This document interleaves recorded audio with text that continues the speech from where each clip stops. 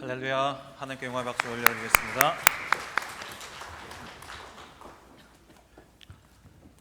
이번 주 더 깊이 누릴 하나님 나라라는 말씀을 받았습니다. 히스기야가 죽을 병에 걸려서 죽음을 앞두고 있을 때 하나님 앞에 이제 벽을 마주보고 하나님 앞에 전심으로 기도하죠.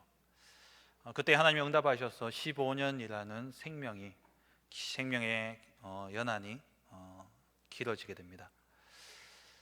히스기야가 열심히 기도하고 또 몸부림치면서 기도했기 때문에 받은 응답이냐? 그렇지 않죠.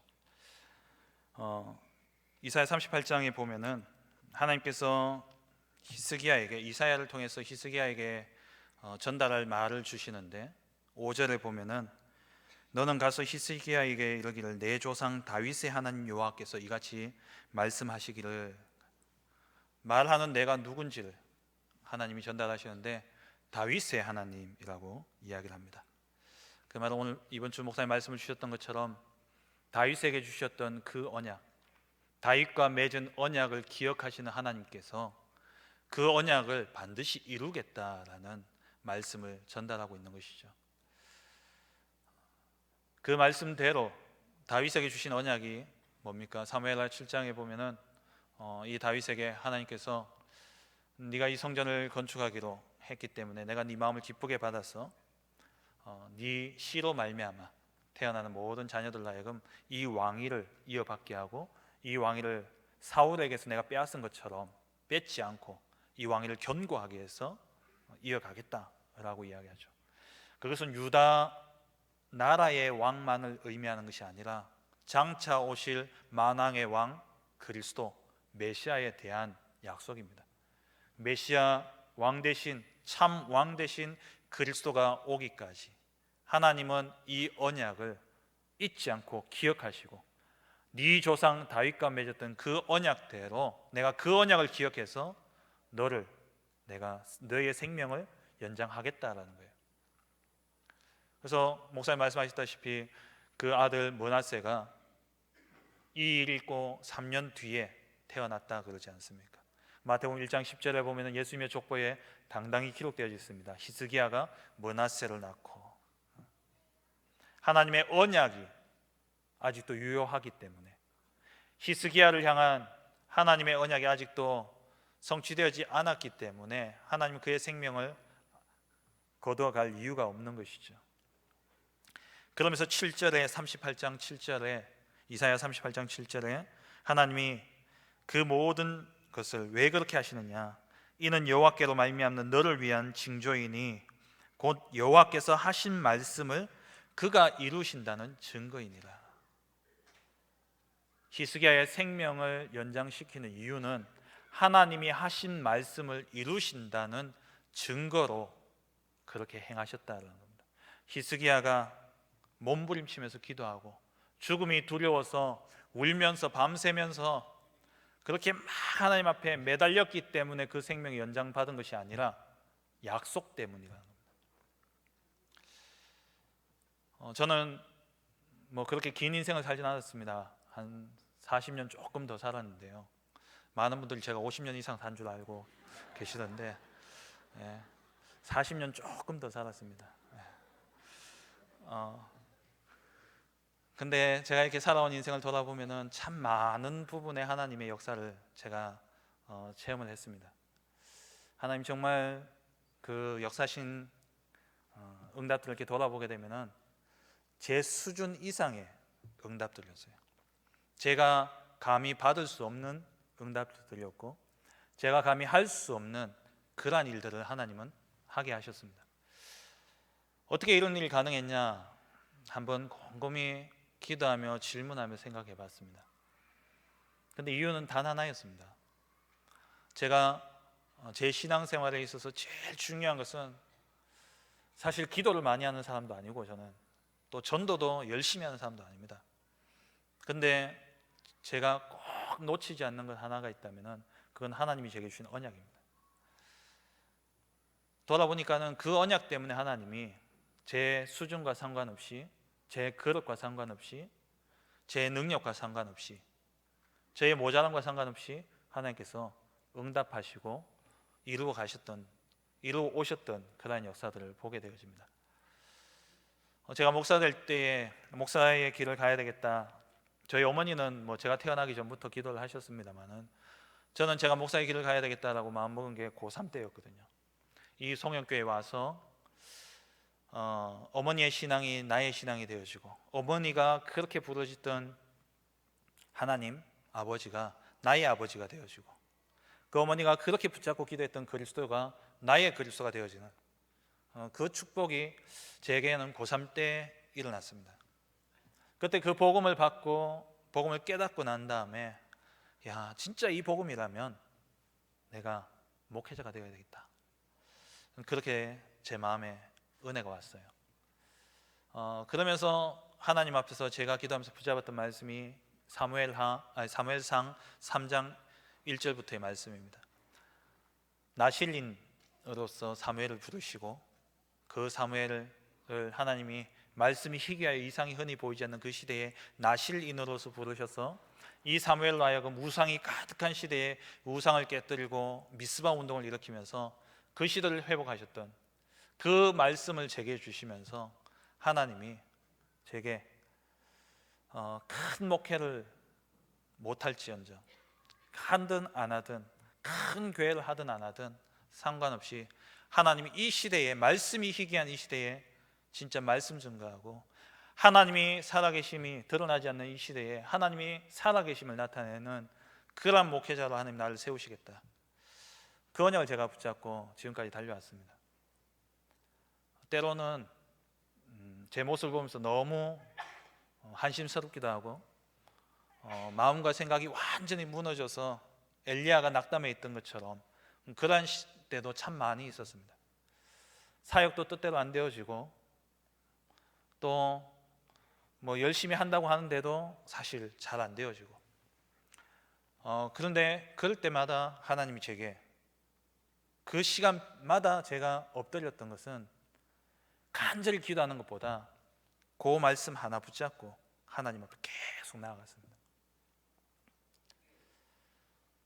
제가 고등학교 3학년 되기까지 목사 안 되려고 제가 얼마나 이렇게 보이지 않는 노력을 했는지 모릅니다. 그런데 하나님이 저를 부르셨어요. 그래서 제가 하나님 앞에 당당히 이야기하죠. 내 안 한다 했잖아요. 내 안 한다 했는데 하나님이 나를 뽑아서 이곳에 세우셨잖아요. 보시다시피 나는 이렇게 능력 없고 나는 이렇게 할 수 있는 것도 없는 그런 사람입니다. 근데 이 언약을 딱 제가 붙잡으면요, 어디서 나오는지 힘이 나오고요, 어디서 나오는지 확신이 나오면서 다시 일어나게 되더라고요. 근데 그 언약 때문에 하나님이 지금까지 저를 이곳까지 이끌어 오셨습니다. 우리는 언약의 여정을 갑니다. 모두 다 언약의 여정을 간다라고 기도를 하고 있고 말을 합니다. 근데 정작 언약이 있으십니까? 정작 하나님이 내게 주신 언약이 있으십니까? 제가 그걸 생각하면서요, 안고 없는 찐빵이 생각났어요. 찐빵인데 안고가 없습니다. 언약의 여정을 간다는데 언약이 없어요. 정말 하나님이 내게 주신 언약, 무슨 일을 시작하든 간에 내 인생 전체를 향한 하나님이 주신 언약이 있고요, 또 내게 단기적인 어떤 계획과 일들이 있을 때는 그 단기에 맞게 하나님 또 주시는 언약이 있고요, 내가 만나는 만남 속에 하나님 주신 언약이 있고, 모든 만남, 사건, 일, 그 모든 것 속에 하나님은 내게 소원을 두고 행하십니다. 반드시 언약이 있다는 거예요. 그 언약을 찾아내시기 바랍니다. 자꾸 내 모습 보지 마시고, 내 수준 보지 마시고, 내 능력을 키우려고 하지 마시고, 나의 부족함을 채우려고 하지 마시고, 계산하지 마시고, 하나님이 나를 어떻게 쓰실 것이냐, 하나님이 나를 어떻게 이끌고 가고 계시느냐, 하나님이 내 안에 주신 소원이 무엇이냐, 그걸 찾아내시기 바랍니다. 그것만 붙잡고 있으면 죽음도 물러가게 되고요, 그것만 붙잡고 있으면은 홍해가 갈라지기도 하고요. 그것만 붙잡고 나아갔는데 어린 소년이 3m가 넘는 거구 골리앗을 무너뜨리기도 합니다. 능력이 아닙니다. 실력이 아닙니다. 내가 가지고 있는 배경이 아닙니다. 하나님 내게 주신 언약입니다. 그 언약을 붙잡고 우리는 가는 겁니다. 저와 여러분들 모두 진짜 언약 붙잡고 가는, 언약의 여정을 가는 그런 축복이 있기를 주의 이름으로 축원합니다. 오늘 주신 말씀을 붙잡고 내 아버지의 뜻대로 행하는 지혜자라는 제목으로 함께 말씀의 은혜를 나누기를 원합니다. 마태복음은 아시다시피 마태가 유대인들을 대상으로 썼는 복음서입니다. 하나님을 믿는다고 하지만 그리스도가 왔음에도 예수님이 그리스도이심을 인정하지 않는 저들에게 너희가 죽인, 십자가에 못 박아 죽인 그 예수가 바로 우리의 모든 인생의 문제를 해결할 그리스도다라는 사실을 증명해 보이기 위해서 쓰는 글이 바로 마태복음입니다. 그와 함께 이 마태복음은 예수님의 가르침, 예수님이 우리에게 주신 복음, 천국 복음에 대해서 가장 잘 기록하고 있는 복음서이기도 하죠. 마태복음은 하나님 나라가 그리스도로 말미암아 이미 도래하였음을 말씀하고 있습니다. 그래서 마태복음 전체는 예수님이 그리스도이심을 말씀하면서 동시에 하나님 나라에 대해서 말씀하시는데, 마태복음 1장은 하나님 나라의 왕이 왔으니까 그 왕의 족보를 기록하고 있는 것이고요. 마태복음 2장은 왕의 탄생을 기록하고 있는 것이고, 마태복음 3장은 예수님이 세례 받으시는 모습이 나오죠. 예수님이 왕으로서 즉위하는 그러한 모습을 나타내고 있는 것이 마태복음 3장입니다.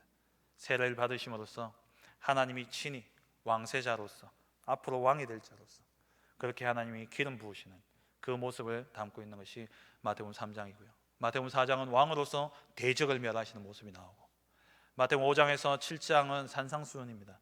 하나님 나라의 백성들이 어떻게 살아가야 될 것인가, 하나님 나라의 백성들이 살아가야 될 삶의 기준과 그러한 법에 대해서 말씀하고 있는 것이 5장부터 7장이죠.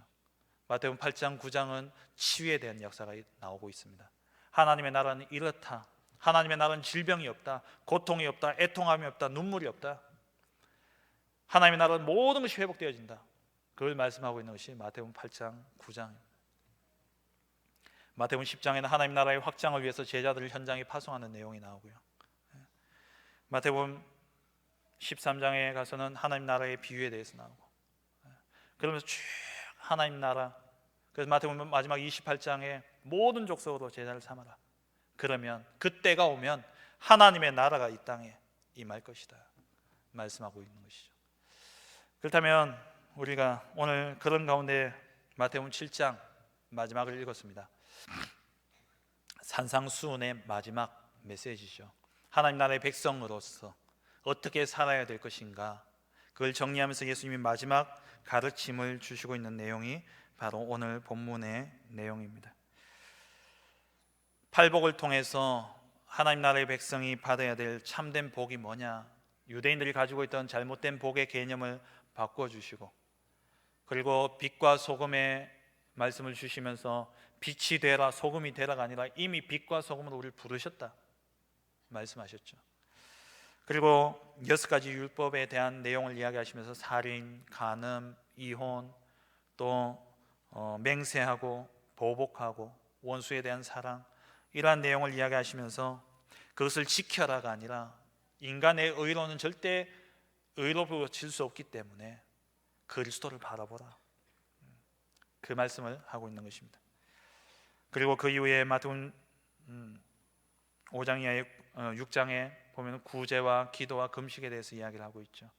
사람 앞에서 서지 말라는 겁니다. 하나님 앞에 서라는 겁니다. 유대인들, 특히 바리새인들은 사람 앞에 섰던 자들입니다. 하나님 앞에 서라는 말씀이죠. 그리고 마태복음 6장 31절 이하에 보면 진짜 우리의 삶의 가치관을 어디에 둬야 될 것이냐, 땅의 것에 두지 말고 하늘에 두라, 먼저 그의 나라와 그의 의를 구하라 말씀하고요. 그리고 마태복음 7장에 넘어와서는 자격 없는 비판을 금하라, 우리는 자격이 없습니다. 우리는 재판관이 될 자격이 없는 자예요. 왜? 모든 사람은 죄를 범하였으며 하나님의 영광에 이르지 못하기 때문에. 우리는 죄인이기 때문에 우리는 심판자의 자리에 앉으면 안 됩니다. 그래서 우리는 모든 사람에 대한 살리는 자가 되어야 되지 판단하고 비판하는 자가 되어서는 안 된다는 거예요. 그리고 구하는 자에게 하나님 반드시 성령의 충만함을 주신다 말씀하셨습니다. 그래서 오늘 마지막에 산상수훈을 맺으면서 마지막 주시는 말씀이 이 땅에 지혜로운 자가 누구냐? 지혜로운 자는 하나님의 뜻대로 행하는 자가 바로 지혜로운 자다라고 말씀하고 있죠.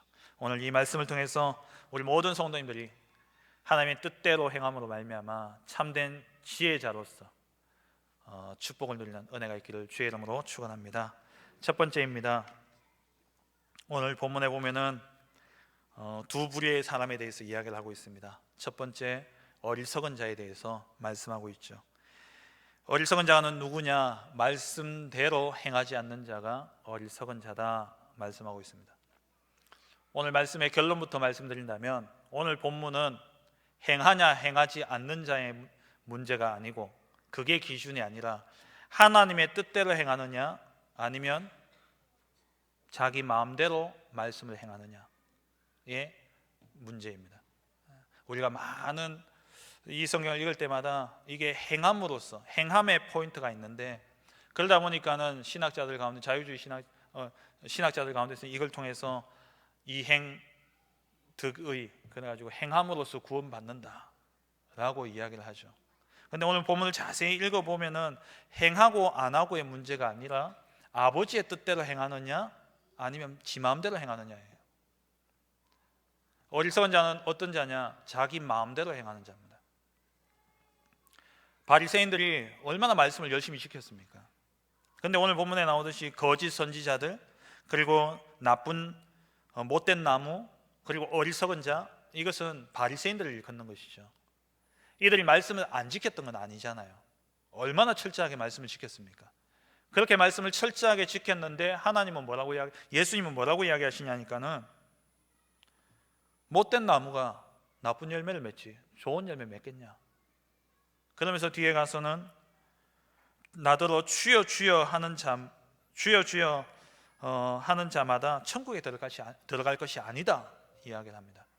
그리고 그 뒤에 22절 이하에 보면은 귀신도 쫓아내고 선지자 노릇하고 많은 권능을 행했지만 우리 주님은 뭐라고 말씀하시냐? 도무지 나는 너희를 알지 못한다. 불법을 행하는 자들아 내게서 떠나라 말씀하고 있어요. 말씀을 행하지 않는 자가 어리석은 자가 아니라 어떤 중심으로 말씀을 행하느냐 그게 중요한 겁니다. 바리새인들은 다 자기를 위해서 자기 이름을 드러내기 위해서 그래서 앞에 보면은 기도할 때에 시장에서 사람들이 많이 모여 있을 때 두 손을 높이 들고 크게 기도했다 그러지 않습니까? 왜요? 내가 이런 사람이다. 구제할 때도 예수님은 오른손이 하면 왼손이 모르게 하라 그랬는데 이들은 구제할 때 막 떠벌리면서 나는 이렇게 구제한다. 예수님이 뭐라고 이야기하셨습니까? 너희는 다 받았다. 너희는 이 땅에서 상급 다 받았다. 그러니까 하나님이 기억하실 이유가 없는 겁니다. 왜? 이 땅에서 다 받았기 때문에. 나를 위해서, 육신과 물질을 위해서, 성공을 위해서 말씀을 행하는 자들. 과연 바리새인만의 모습일까요? 우리 안에도 너무나 많은 모습이죠. 어리석은 자는 어떤 자냐? 시편 14편 1절에 어리석은 자는 그의 마음에 이르기를 하나님이 없다 하는도다. 그러면서 그들은 부패하고 그 행실이 가증하니 선을 행하는 자가 없도다. 하나님을 인정하지 않는 자는 아무리 착하고 선하게 살더라도 그 행위는 악할 뿐입니다. 로마서 1장 22절 23절에 스스로 지혜 있다 하지만 어리석게 되었어 썩어지지 아니하는 하나님의 영광을 썩어질 사람과 새와 짐승과 기어다니는 동물의 모양의 우상으로 바꿔버렸습니다. 하나님을 마음에 두기 싫어하는 자들, 하나님을 인정하지 않는 자들은 결국 말씀대로 행하지만 그 인생은 우상 숭배하는 인생과 같다라는 거예요. 하나님을 떠난 인생, 그의 마음에 하나님이 없다 하는 자들, 그들 하나님은 그 마음에 하나님을 두기 싫어하기 때문에 그대로 내버려 뒀습니다. 그래서 그들은 본질상 진노의 자녀로 살아갈 수밖에 없는 것이죠. 오늘 본문 16절 말씀을 보시기 바랍니다. 그들의 열매로 그들을 알지니 가시나무에서 포도를 또는 엉겅퀴에서 무화과를 따겠느냐. 가시나무, 엉겅퀴 많이 본 말씀이죠. 창세기 3장 18절에 보면 땅이 내게 가시덤불과 엉겅퀴를 낼 것이다. 이 말은 창세기 3장을 이야기하고 있는 겁니다. 창세기 3장의 배경 속에서, 창세기 3장의 영향 아래서 행하는 모든 행함은 하나님과 상관없는 행함입니다. 그래서 주님이 나는 너희 모른다 라고 이야기하시는 거예요. 우리 속에 있는 창세기 3장 나 중심, 창세기 6장 물질 육신 중심, 창세기 11장 성공 중심, 그게 나도 모르게 오랫동안 각인 뿌리 체질되어서 나도 모르게 자꾸 나오는 거예요. 하나님의 말씀을 행하는데, 정말 하나님께 기도하는데, 내가 정말 전도하는데 나도 모르게 내 속에 무엇을 위해서 하냐? 창세기 3장, 6장, 11장을 위해서 하고 있다라는 겁니다. 이런 자들을 향해서 주님은 불법을 행하는 자들아라고 말씀하고 있어요. 말씀을 행하기는 행하는데 다 자기를 위해서 하는 겁니다. 하나님은 하나님의 나라, 하나님 나라는 뭡니까? 하나님이 통치하시는 나라, 하나님의 다스리심을 받는 나라, 하나님의 말씀에 순종하는 그것이 하나님의 나라죠. 하나님 나라의 백성은 하나님 말씀에 순종하고 하나님의 뜻대로 살아야 되는데, 나를 위해서, 물질, 돈을 위해서, 육신의 건강을 위해서, 성공을 위해서 그렇게 살아가고 있는 겁니다. 어리석은 자입니다. 그리고 거짓 선지자들입니다. 그리고 나쁜 못된 나무입니다. 그게 우리 속에 나도 모르게 각인되어져 있어서 자꾸 나온다는 거죠. 봄이 되면은 겨울 동안 말라서 굳어있던 그 땅을 갈아엎지 않습니까? 갈아엎고 나면은 뭐합니까? 거름을 주죠. 햇볕이 쨍쨍 비치면 거름이 말라서 냄새가 안 납니다. 근데 봄비가 오면 냄새가 스물스물 올라가죠. 우리가 정말 성령으로 충만하지 않으면요, 우리 안에 나도 모르게 창세기 3장, 6장, 11장이 스물스물 올라오는 겁니다. 조금만 비바람이 불고 창수가 일어나면, 조금만 문제 생기고, 조금만 경제적인 어려움이 오고, 내 육신의 불편함이 찾아오고, 질병이 찾아오면요, 나도 모르게 나를 위해서, 내 육신을 위해서, 물질을 위해서, 성공을 위해서 기도하고 그렇게 신앙생활을 하는 것이죠. 우리는 어리석은 자로 살아서는 안 됩니다. 두 번째로 우리는 지혜로운 자의 삶을 살아야 되는 것이죠. 지혜로운 자는 어떤 자입니까? 24절에 나의 이 말을 듣고 행하는 자는 반석 위에 지은 지혜로운 사람 같으니. 나의 이 말을 듣고 행하는 자. 앞서서 21절에 보면은 하늘에 계신 내 아버지의 뜻대로 행하는 자, 그 사람이 바로 지혜로운 자고, 그 사람이 바로 아름다운 열매를 맺는 좋은 나무인 것입니다.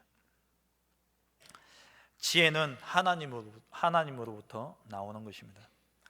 출애굽기 36장에 보면은 하나님께서 시내산에서 이스라엘 백성들을 향해 성막을 지어라 말씀하시죠. 그 성막을 지을 때에 하나님께서 두 사람을 세우라 말씀하십니다. 부살렐과 오홀리압을 세우라 말씀하시죠. 이 사람이 지혜가 있어서 하나님 세우라 하셨냐? 아니에요. 36장 1절에 보니까 부살렐과 오홀리압과 및 마음이 지혜로운 사람 곧 여호와께서 지혜와 총명을 부으사 성소에 쓸 모든 일을 할 줄 알게 하신 자들. 성소에 쓸 모든 일을 할 줄 아는 자를 부른 게 아니라, 말씀해 보니까 모든 일을 할 줄 알게 하신 자를 부르셨다고 그랬어요. 이게 하나님의 방법입니다. 우리는 내가 실력이 있어야 된다 생각해요. 내가 능력이 있어야 된다 생각해요. 내가 뭔가 배경이 있어야 되고, 내가 뭔가 가진 게 많아야 된다 생각합니다. 아닙니다. 하나님이 쓰시려면 지혜와 총명을 부으시고 그리고 모든 일을 할 수 있게 알게 하게 하십니다. 그게 하나님의 방법이에요. 그래서 지혜는 하나님으로부터 주어진 겁니다. 하나님이 지혜 충만한 자를 부르는 게 아니라 하나님이 원하신 자를 부르셔서 지혜를 주시는 것이죠. 욥기 12장 13절에 지혜와 권능이 하나님께 있고 계략과 명철도 그에게 속하였다 말씀하고요. 잠언 9장 10절에 여호와를 경외하는 것이 지혜의 근본이요 거룩하신 자를 아는 것이 명철이니라. 하나님을 아는 것에부터 하나님의 말씀대로 사는 자에게 하나님은 지혜를 주시게 되어 있습니다. 이 지혜가 그럼 언제 나온다는 말입니까? 말씀을 행할 때, 말씀을 지켜 행할 때에 하나님 지혜를 주시는 거예요. 신명기 4장 5절에 보니까 내가 나의 하나님 여호와께서 명령하신 대로 규례와 법도를 너희에게 가르쳤나니 이는 너희가 들어가서 기업으로 차지할 땅에서 그대로 행하게 하려 함인즉 4장 6절에 너희는 지켜 행하라. 이것이 여러 민족 앞에서 너희의 지혜요 너희의 지식이라. 그들이 이 모든 규례를 듣고 이르기를 이 큰 나라 사람은 과연 지혜와 지식이 있는 백성이로다 하리라. 이 계명을 지켜 행하라. 그러면 너희는 지혜 있는 백성이다 라고 일컬음을 받을 것이다 말씀하고 있습니다. 시편 111편 10절에 여호와를 경외함이 지혜의 근본이라. 그의 계명을 지키는 자는 다 훌륭한 지각을 가진 자이니 여호와를 찬양함이 영원히 계속되리로다. 그의 계명을 지키는 자는 훌륭한 지각을 가진 자다. 지혜를 하나님 주시겠다라는 것이죠. 말씀대로 행하는 자가 지혜로운 자입니다. 하나님의 뜻대로 행하는 자가 바로 지혜로운 자가 되어지는 것이죠. 단순히 말씀을 그냥 바리새인들처럼 율법처럼 지키고 율법을 행하는 자가 지혜롭고 복 있는 자냐? 열심으로 하나도 어김없이 율법을 지키는 자에게 하나님 지혜를 주시냐? 아니라는 거예요. 무엇을 위해서? 누구를 위해서 하나님 말씀을 붙잡고 말씀을 따라가느냐입니다. 나를 위해서가 아니고 물질과 육신을 위해서가 아니라 성공을 위해서가 아니라 아버지의 뜻을 위해서. 그 아버지의 뜻은 뭡니까? 아버지의 뜻, 우리가 하나님의 자녀가 되는 것입니다. 아버지의 뜻은 보내신 일, 그 보내신 일을 믿는 것, 그리고 보냄받은 자를 믿는 것, 예수님이 그리스도이심을 믿는 것, 그게 하나님 뜻입니다. 그리고 믿지 아니하는 자들에게 이 예수가 그리스도이심을 증거하는 것, 이게 아버지의 뜻입니다. 전도, 선교, 세계 복음화, 이것 위해서 우리가 말씀을 붙잡고 말씀을 따라가야 되는 것이죠. 무조건 말씀대로 행하는 자가 아닌 아버지의 뜻대로 행하는 자. 그래서 우리는 오래된 각인과 뿌리와 체질이 바뀌어야 됩니다. 그래서 세 번째로 어떻게 그러면 하나님의 뜻대로 행할 수 있느냐?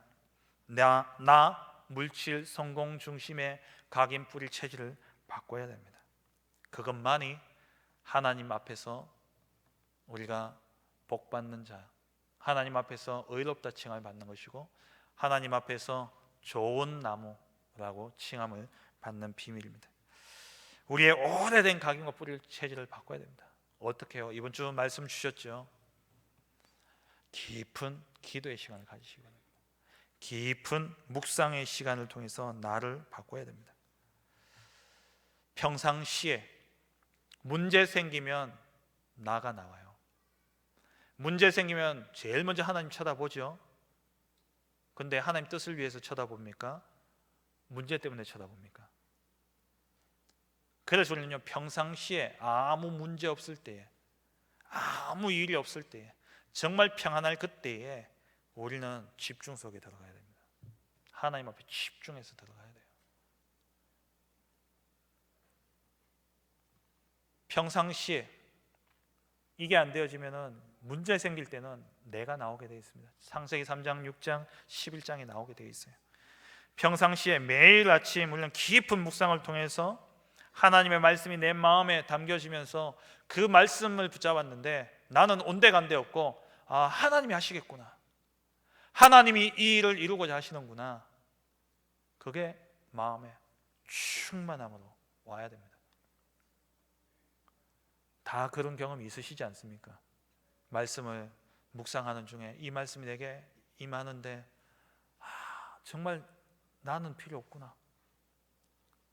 나는 완전히 소멸되어지고 내 안에 계신 그리스도만, 나의 인생을 주관하고 계신 하나님만, 오늘 기도 수첩 말씀처럼 하나님의 절대 주권만 딱 드러나게 되는 것이죠. 그래야 됩니다. 그게 평상시에 늘 누려져야 됩니다. 어쩌다가 한 번이어서 안 돼요. 늘 누려져야 되는 것이죠. 시편 1편에 복 있는 사람은 악인의 꾀를 따르지 아니하며 죄인의 길을 서지 않고 오만한 자들의 자리에 앉지 아니하고 오직 여호와의 율법을 즐거워하여 그의 율법을 주야로 묵상하는도다. 복 있는 자는 악인들의 꾀를 따르지 않기 때문에 복 받는 게 아니에요. 죄인의 길에 서지 않기 때문에 복 받는 게 아니라니까요. 오만한 자의 자리에 앉지 않기 때문에 복 받는 게 아닙니다. 솔직히 우리는 이걸 판단도 못 하잖아요. 누가 죄인인지, 누가 악인인지, 누가 오만한 자인지 모르잖아요. 10년 동안, 20년 동안, 30년 동안 저 사람 알고 지냈는데 정말 괜찮은 사람인 줄 아는데 결정적인 순간 자기께 다 드러나는데 야, 내가 속았구나. 내가 가지고 있는 기준이 아니라니까요. 그 분별은 어디서 나오냐? 여호와의 율법을 주야로 묵상하는 자로다. 그래야 복 받습니다. 하나님의 말씀에 지배당하는 삶, 하나님의 말씀에 이끌림 바 되어지는 삶, 그 삶이 복된 인생인 거예요. 그런 자는 시냇가에 심은 나무가 철을 따라 열매를 맺으며 그 잎사귀가 마르지 아니함 같으니 그가 하는 모든 일이 다 형통하리로다. 깊은 묵상의 시간, 깊은 기도의 시간, 말씀이 나를 완전히 지배함으로 내가 소멸되어지는 시간, 갈라디아서 2장 20절의 그 응답이 말씀 묵상 속에 체험되어지는 시간, 그 시간이 우리에게 평상시에 매일 있어야 되는 겁니다. 그리고 우리가 삶의 현장에 가서는요, 어찌해야 됩니까? 모자란다는 생각을 버려야 됩니다. 모자란다는 생각이 내게서 사라져 버려야 돼요. 그 말은 무슨 말이냐? 내 속에 늘 감사가 넘쳐야 돼요. 내가 모자란다, 부족하다 생각하는 그 순간 나오는 게 창세기 3장, 6장, 11장입니다. 하와가 그전엔 부족한지 몰랐다니까요. 그런데 뱀의 한마디 말에 하와가요, 부족함을 느낀 거예요. 하나님이 동산 모든 나무의 실과를 먹지 말라 하더냐? 지금까지 내가 못 먹는 게 없는지 몰랐거든요. 하와가 그 말을 듣고 가만히 생각해보고 맞다, 선악과 먹지 말라 했구나. 그때 부족함이 느껴진 거예요. 결핍이. 그 말에 사단이 뭐라고 이야기합니까? 아니다, 이것 먹으면 네가 눈이 밝아져서 하나님과 같이 되리라. 그래, 하나님처럼 되면 내가 부족함이 없겠구나. 그래서 먹게 되어진 거예요. 내가 부족하다 느낄 때, 내가 모자라다 느낄 때, 내가 없다 느낄 때, 그때가 제일 위험한 순간입니다. 그래서 우리는 늘 말씀, 깊은 묵상, 깊은 기도 속에 들어가는 건데 하나님의 말씀을 충만해져야 돼요. 모자란 게 없어야 됩니다. 사도 바울의 고백처럼 빌립보서 4장 11절에서 13절 말씀처럼 배고픔이나 배부름이나 빈곤이나 풍부나 모자란 거, 남아도는 거 상관없이 나는 일체의 비결을 배웠다. 자족할 수 있는 일체의 비결을 배웠다. 그 말이 뭡니까? 모자란 게 없다는 거예요.